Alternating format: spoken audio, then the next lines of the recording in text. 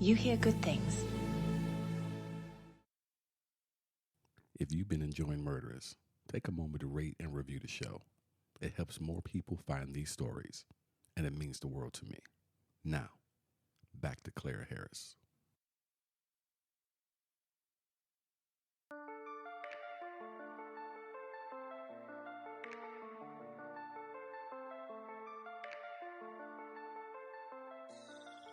She'd done everything right. Built the life. Built the image. Controlled every detail. But now, something was different. David came home late.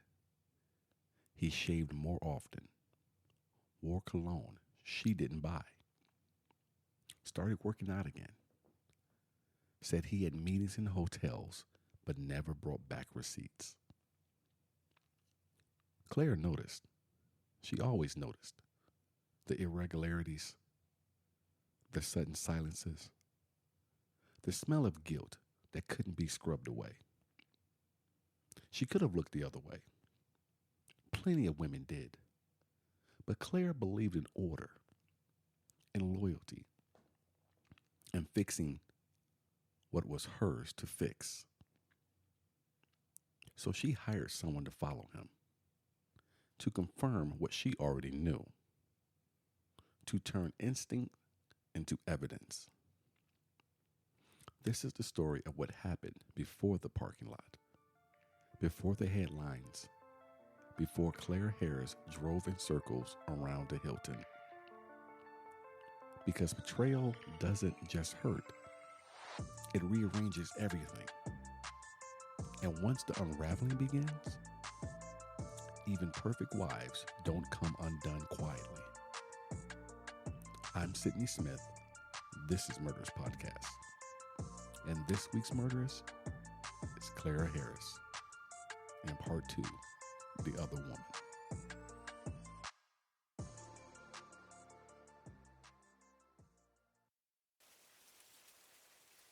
It didn't happen all at once. There wasn't a single moment Clara could point to later and say, that's when it started. But patterns matter to someone like Clara Harris. And when those patterns shift, even slightly, she notices. David began wearing cologne again. Not just for work. Not just for dinner events. But on random Tuesdays. Before the gym. He'd leave the house smelling like a man going on a first date. Then came the workouts. This renewed focus on his fitness. He never cared much for the gym before. But now, it was every other evening. Sometimes late. Sometimes with excuses that didn't quite line up. The phone was next. Turned face down more often. Voicemails deleted quickly. Text answered just out of earshot. Clara, who knew every detail of their routine, started to sense a second routine forming. One that didn't include her. She didn't accuse, not at first. Friends say she brushed it off. Said David was just stressed. The midlife changes were normal. That men go through things. But they also remember her voice tightening when she said it. Her smile a little too forced. The kind of brushing off you do for other people's comfort, not your own. Because inside, Clara was already bracing for the truth. Not just because she was suspicious, but because the image of her life, the one she curated so carefully, was starting to look like a lie. And that wasn't just painful. It was existential. For Clara, marriage wasn't just a bond. It was a blueprint, a contract, a system she'd followed step by step to become the kind of woman her family in Colombia could be proud of. A woman who kept her home immaculate, who raised children with grace, who wore heels to the grocery store. Because looking good was a part of being good, a part of this image she was crafting. So when that system began to break, when her husband's habits shifted and her instincts rang loud, she didn't fall apart. Not yet. She watched. She cataloged. She waited. Because Clara Harris didn't believe in chaos. She believed in order. And whatever this was, she was going to figure it out. Because 2 plus 2 always equals 4. She didn't come to him in anger. Not at first. She asked calmly, like a woman who didn't want the answer to be yes. Are you seeing someone? David paused. Not long, but long enough. Enough for her to know. Long enough for her body to register what her mind didn't want to hear. He looked away when he said it. Not defensive, just tired. Yes. Clara didn't scream, didn't cry. She asked another question, this time more precise. Is it someone from work? He nodded. She kept breathing, kept her face from folding. But something inside her began to shift. Like a hairline crack she couldn't quite locate yet. How long? A few months. She went still.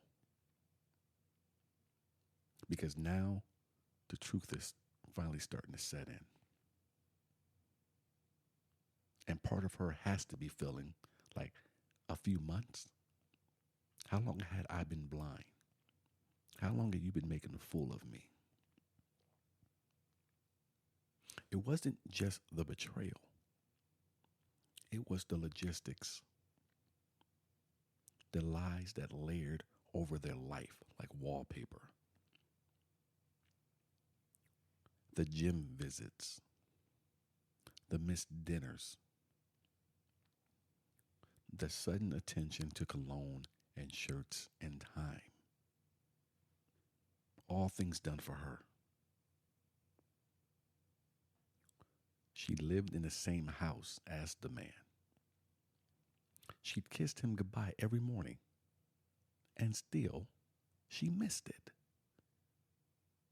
No, she hadn't missed it. She just wanted it not to be real. She pressed on. Do I know her? And then another pause. A longer one. And then carefully, he spoke. Gail.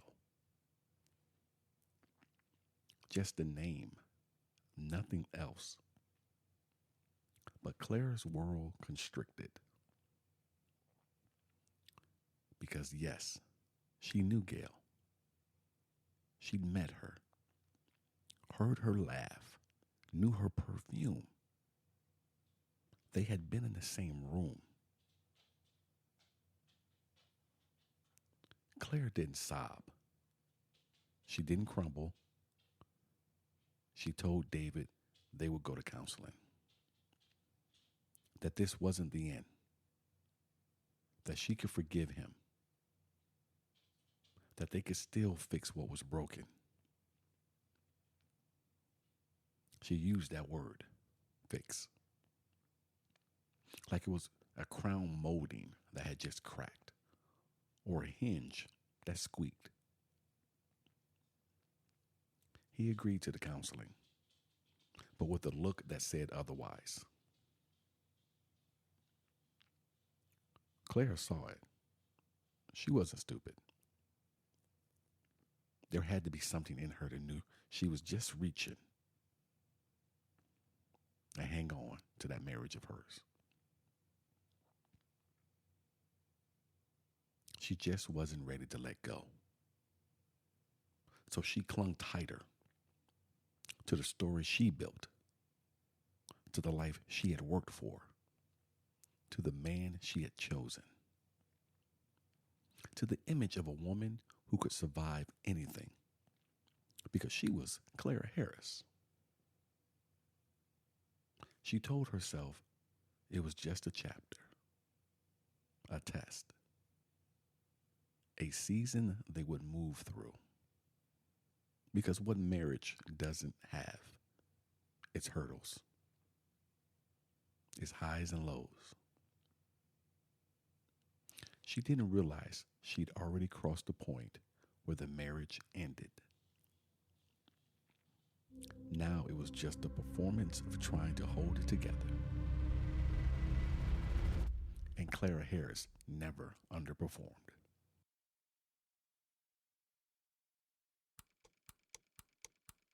It didn't take long for Clara's resolve to turn operational. She'd done what was expected.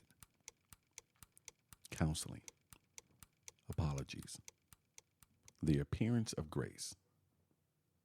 But somewhere beneath all that, she'd begun collecting evidence. Because a woman like Clara Harris didn't just hope her husband was telling the truth. She verified. So she called Blue Moon Investigations. The name alone sounded like something out of a dime store detective novel. But in Houston, they were known. Run by a former cop, a man who would chase drug dealers and runaway spouses with the same level of precision. His team specialized in discreet surveillance, digital video, time-stamp proof. Clara wasn't looking for revenge. Not yet. She wanted confirmation, clarity. She gave them everything. David's schedule down to the minute. The gym he said he was going to, the cars he drove, the dental office hours, the Hilton by the water. She even gave them her gut instinct, because that was the part no one ever asked for. But it was the part that always pointed true. The team got to work. They started telling David.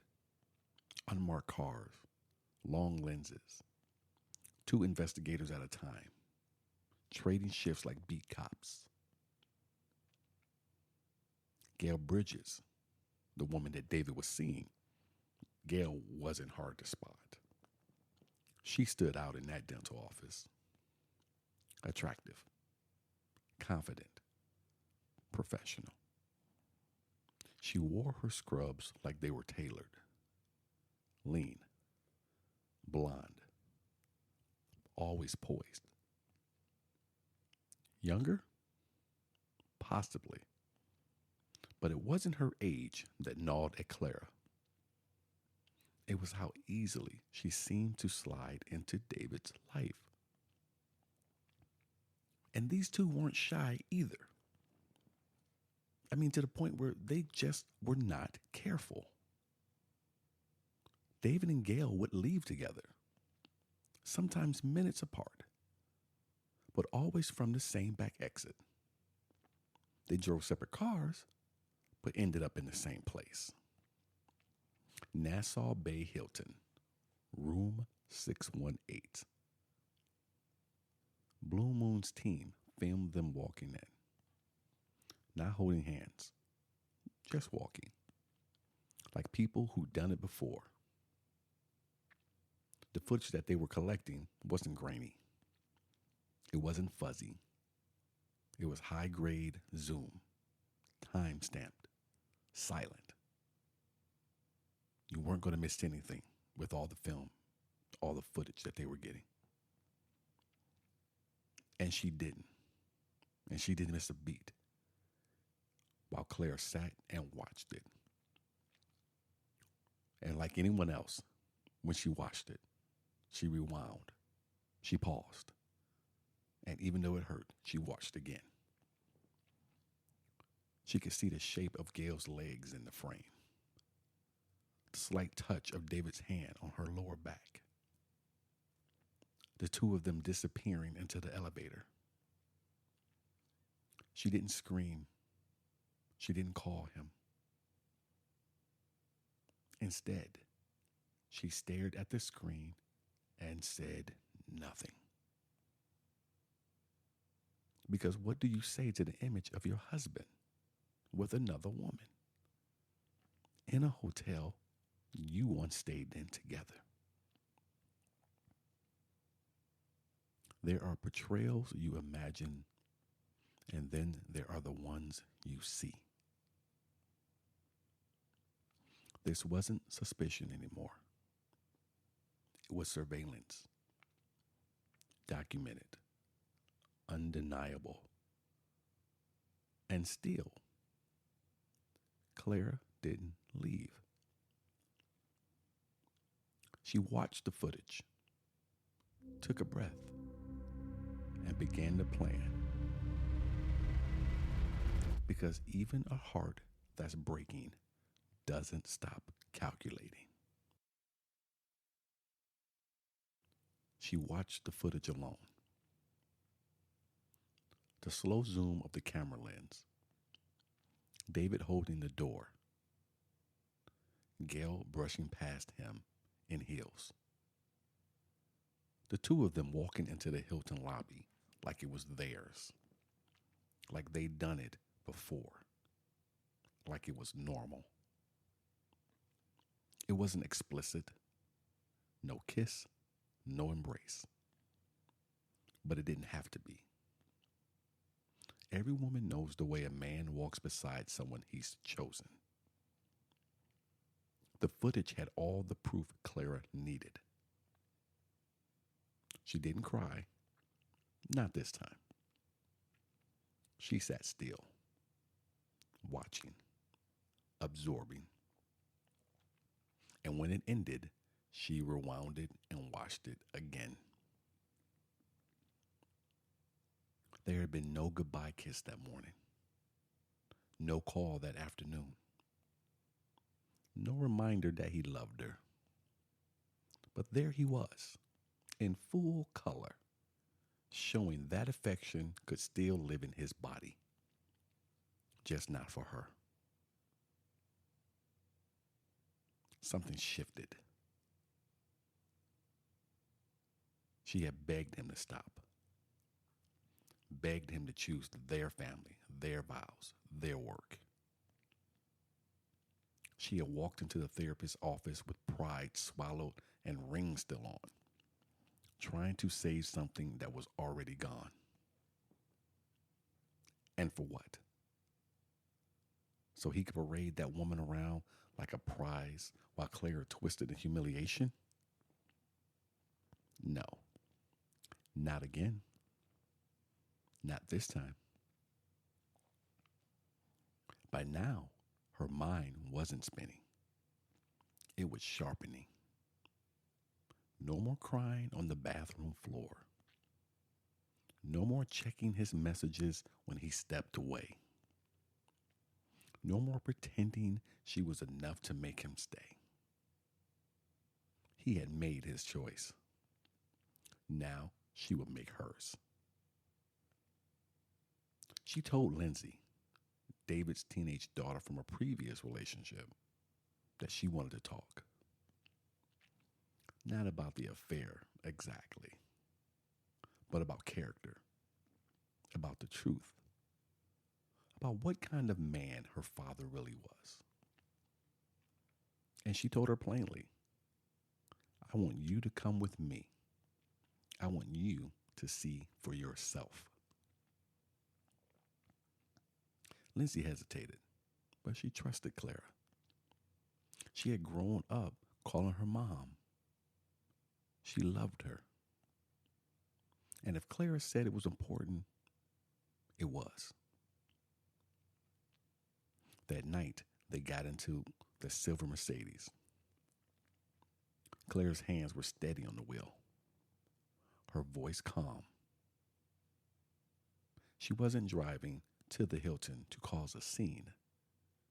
She was driving there to reclaim something, her dignity, her power, her place in the story.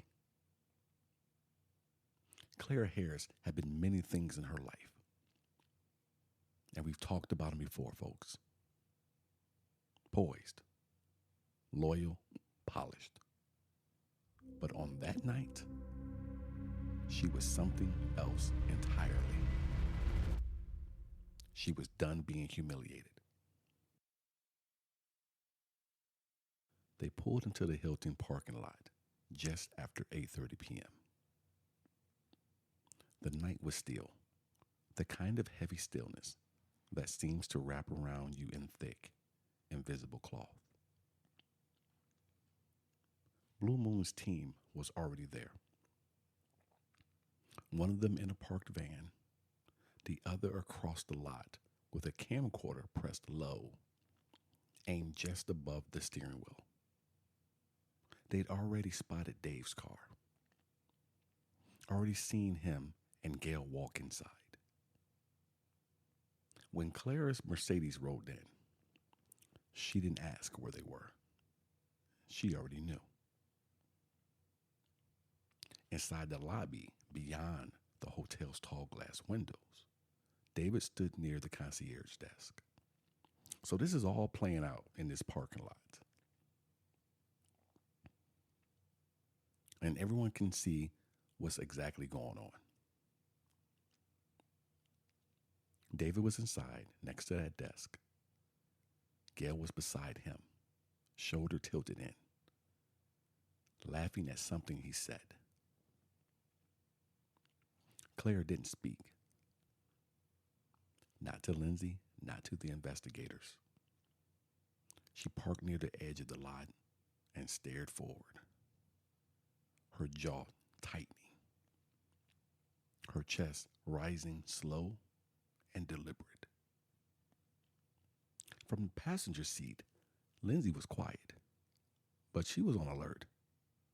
She could feel the tension, the energy. Plus, she'd never seen Clara like this. Not angry, not explosive, just still. There was no shaking hand, no wild accusations, no weeping, just an eerie kind of calm. Then Clara reached for the door, slid out of the Benz. She closed that door behind her gently. She headed towards that hotel entrance. Not quickly. Each step felt like its own decision. You ever been in that space before? Maybe not this particular space, but that space where maybe you're going to go confront someone about something else. Or maybe this is the day you're going to go in and quit that job. You know, that pace that you walk with. Inside, David and Gail were turning, smiling, walking towards the exit. And then, the moment. She stopped just shy of the doors, though. Looked through the glass, and turned back. And as she retreated, those glass doors slid open. Laughter spilled out into that still air. And when David glanced up, Clara was there. No words, no warning, just the look in her eyes. Not rage, not begging, something far quieter and far colder. Gail saw it first, and whatever ease had been in her face a moment ago vanished. Lindsey was still in the passenger seat of that car, watching her stepmother, watching her father go completely pale. The engine was still running. And then Clara's hands returned to the wheel. She shifted the car into drive. The headlights blinked, the tires rolled, and later, Clara wouldn't remember hitting the gas. But she would remember the sound Gail made when she saw her.